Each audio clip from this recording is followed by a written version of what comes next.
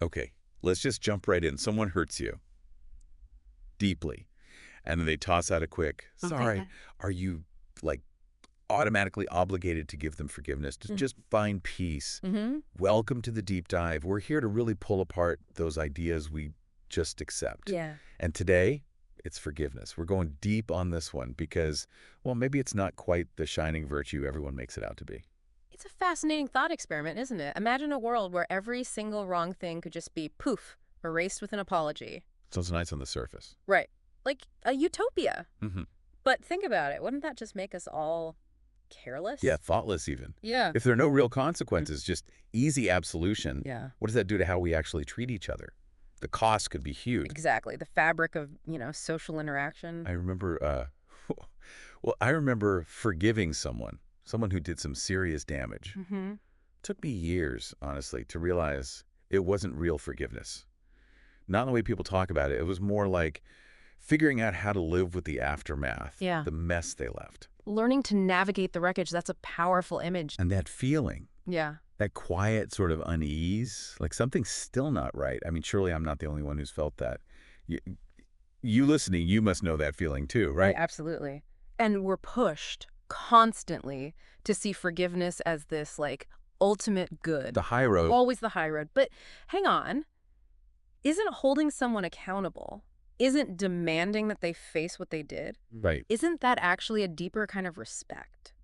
Respect for yourself for what you went through. Right. If you just hand out forgiveness like candy, Yeah. are you really saying, hey, what happened to me mattered? Mm-hmm. Or are you just minimizing it? You're potentially minimizing it. And think about today's world, all that, performative activism online. Oh, yeah. How often does forgiveness feel like a shortcut? Like a get-out-of-jail-free card? Totally. Slap up a post saying you forgive, and suddenly all the hard stuff, the actual work of making change, demanding accountability, it just seems to vanish. Yeah, it just evaporates. It feels convenient. Too convenient sometimes. And let's push that a bit further. Could demanding forgiveness from the victim actually be, well, another way those in power keep control? How do you mean? Think about who really benefits when the person who was hurt is pressured to just move on. Right. The focus shifts. Yeah. It's not on what the perpetrator did anymore. Exactly. It takes the heat off them, doesn't it? It really does. It reminds me of my grandmother, actually. She went through, well, some truly awful things. Horrific cruelty. Mm-hmm. And she never, ever talked about forgiving anyone. Her focus was purely on survival, getting They through. always survive. And underneath it all, you could feel this quiet, constant anger. It wasn't pretty, not the kind of story people like to hear. No, not the neat, tidy narrative. But it was real. Undeniably real. Which brings us back to that core question. When you personally offer forgiveness, are you genuinely letting go of the hurt? Or is it more like you're putting on a show of letting go so you can finally feel okay? Oof. Yeah. What's the real motivation there? Is it about them finding redemption, or is it about you just needing it to be over, that desperate need for closure? We all know the saying, right? Ah. To err is human, to forgive divine. Heard it a million times. But let's flip that. What if demanding forgiveness? What if that's the most human thing, maybe even the most selfish thing? Because you're trying to make your discomfort go away. Precisely. Often without really considering if the other person is even ready or if they deserve it. It's about soothing ourselves. History shows us, doesn't it? After massive atrocities, huge societal traumas, Yeah. the focus isn't usually just, let's all forgive. Yeah. It's about justice first, accountability. Right. There seems to be this deep, almost instinctual understanding that some wounds, they're just too deep. An apology doesn't cut it. It can't. So maybe just pause here for a second. Everyone listening. Yeah.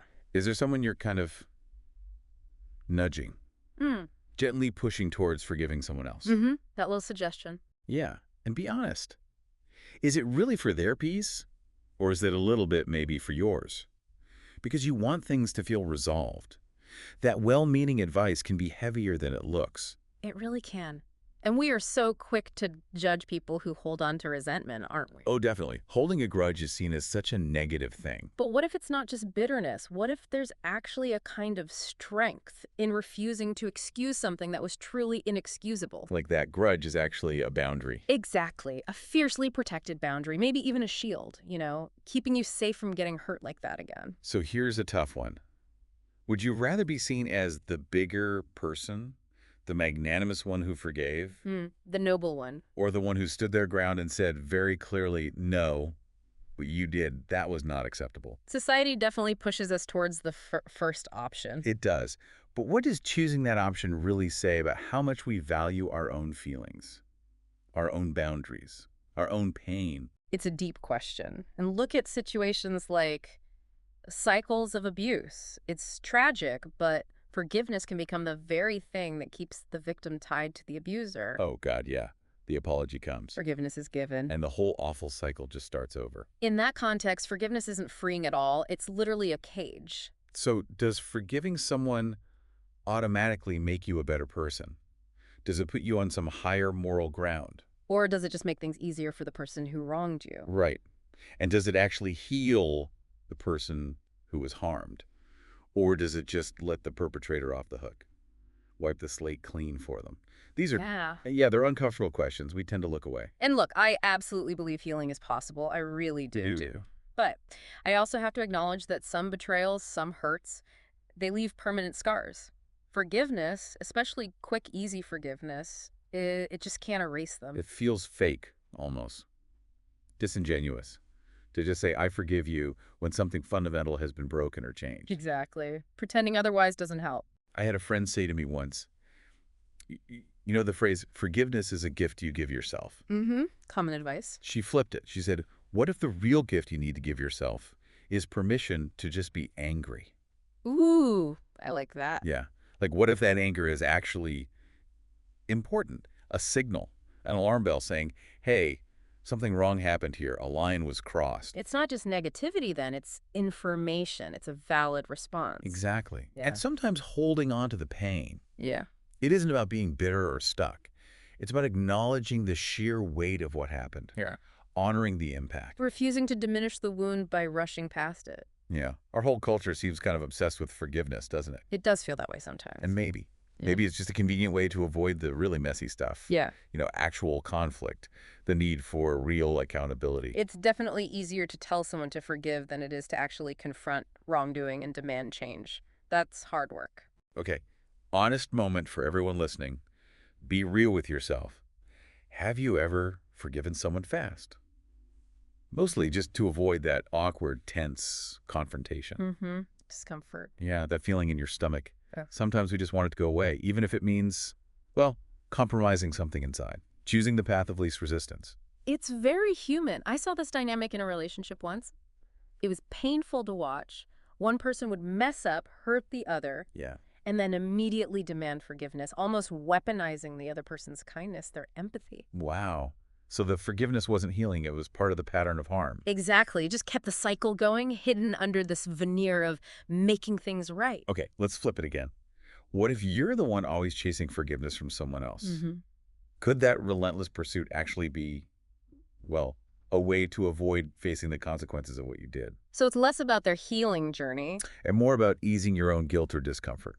Interesting angle. We tend to applaud people who forgive easily, don't we? Oh, they're so forgiving, so evolved. Yeah, it's seen as a virtue. But could that ease come at a price?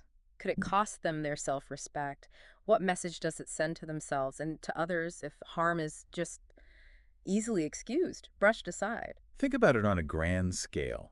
Imagine telling survivors of, say, genocide or slavery or some other massive historical atrocity, just forgive and move on. It sounds obscene, doesn't it? It feels like another layer of violence, a complete dismissal of their suffering, of the need for justice, for memory, for societal change. It really highlights the limits of the concept, which leads to maybe the biggest twist. Okay. Maybe forgiveness isn't really about the other person at all. Come on. Maybe it's fundamentally a personal act, maybe even a selfish one, designed purely to free ourselves from carrying the weight of what they did. So it's about my peace, regardless of whether they feel remorse or have even changed. Potentially. Right. It becomes about releasing our own burden, not necessarily about reconciliation or their redemption.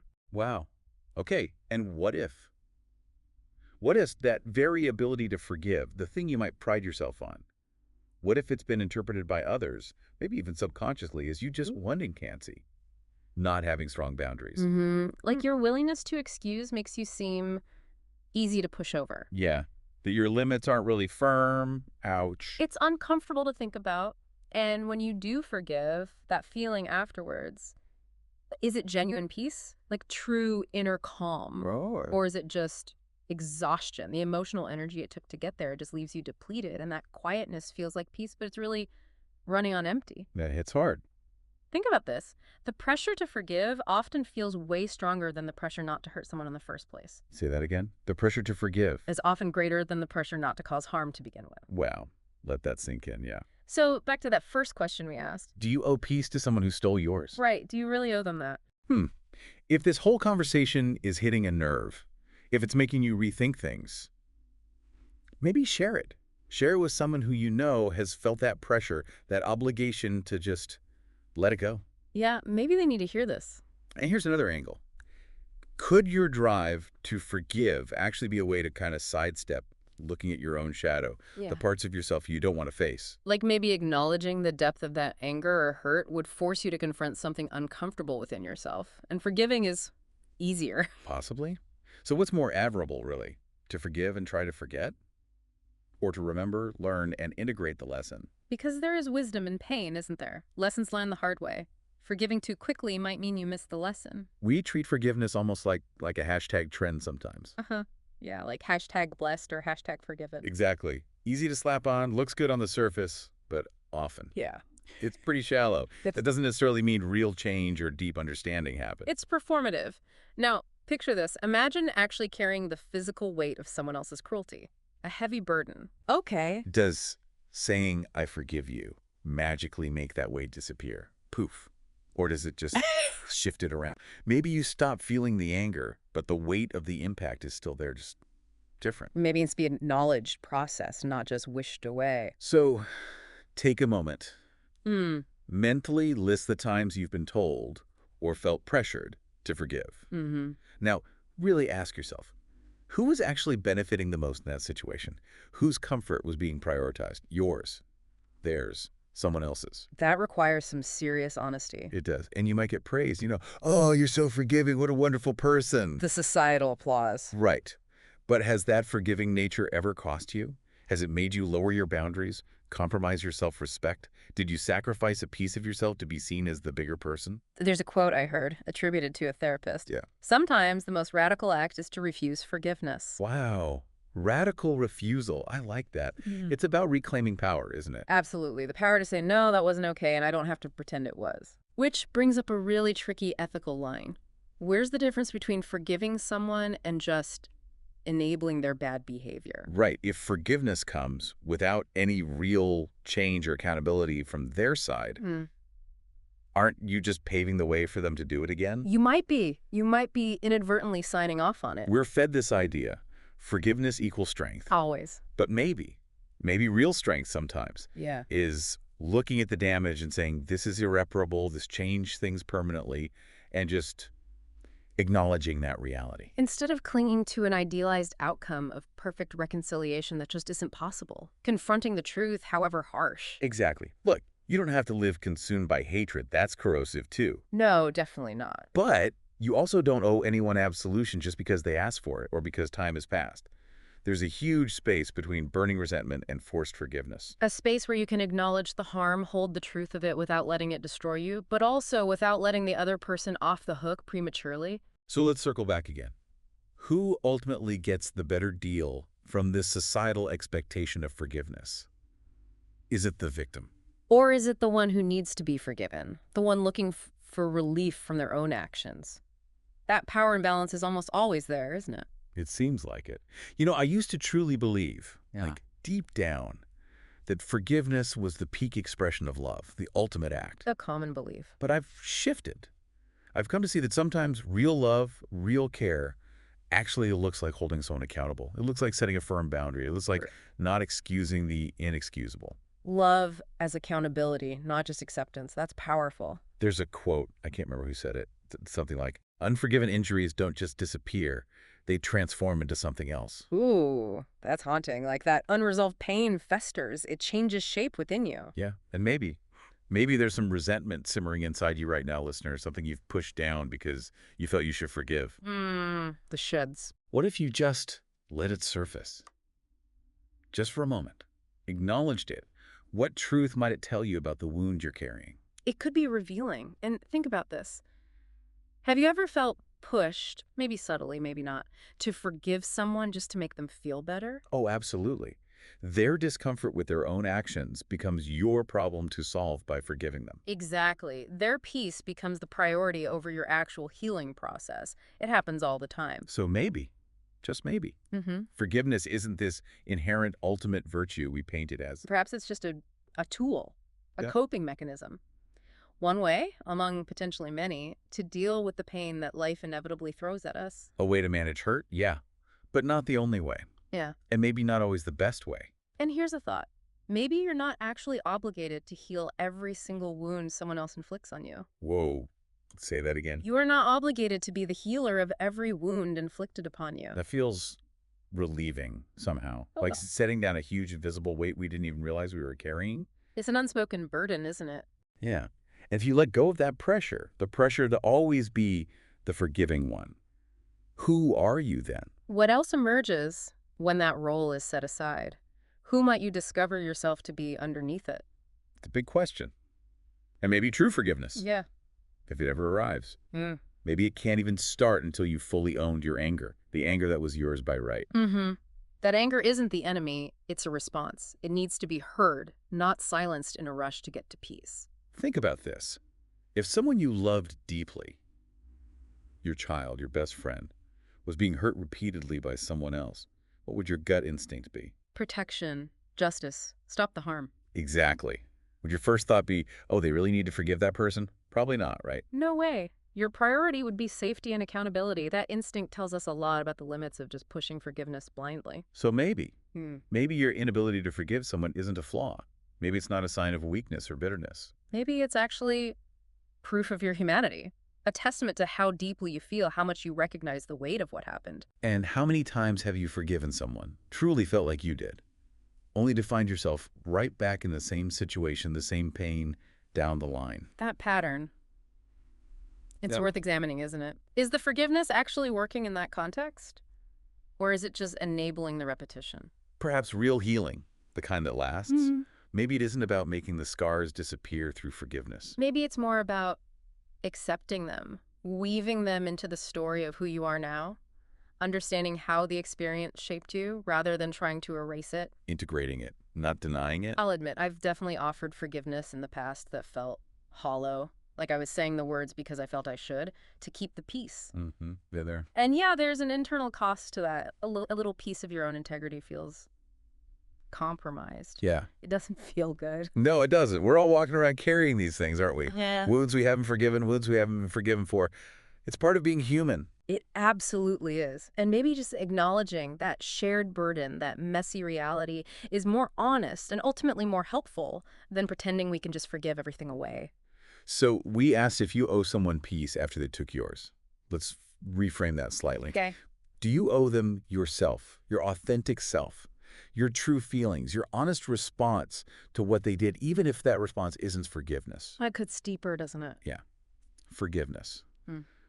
It's a word we throw around, often to make ourselves sound evolved, enlightened. Mm-hmm. But maybe, just maybe, the most evolved thing, the most self-respecting thing you can sometimes do is plant your feet and say clearly and firmly, What's that? no, what you did was wrong. It mattered.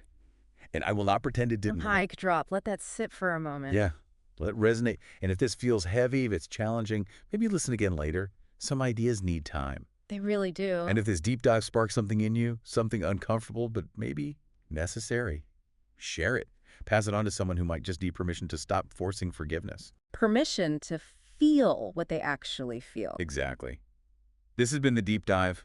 We're not here with easy answers. Definitely not. We're just here to create the space to ask the hard questions, the ones you might have been avoiding, especially those tangled, difficult questions around forgiveness.